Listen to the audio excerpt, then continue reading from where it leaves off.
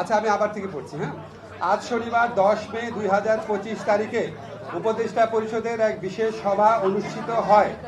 সভায় আন্তর্জাতিক অপরাধ ট্রাইব্যুনাল আইনের সংশোধনী অনুমোদিত হয়েছে।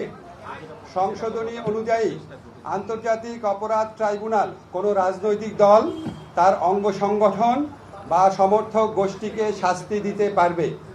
উপদেষ্টা পরিষদের বৈঠকে আন্তর্জাতিক অপরাধ ট্রাইব্যুনালে বাংলাদেশের আওয়ামী লীগ ও তার নেতাদের বিচার কার্য সম্পন্ন না হওয়া পর্যন্ত দেশের নিরাপত্তা ও সার্বভৌমত্ব রক্ষা, জুলাই আন্দোলনের নেতাকর্মীদের নিরাপত্তা এবং আন্তর্জাতিক অপরাধ ট্রাইব্যুনালের বাদী ও সাক্ষীদের সুরক্ষার জন্য সন্ত্রাস বিরোধী আইনের অধীনে সাইবার স্পেস সহ আওয়ামী লীগের যাবতীয় কার্যক্রম নিষিদ্ধ করার সিদ্ধান্ত গ্রহণ করা হয়েছে।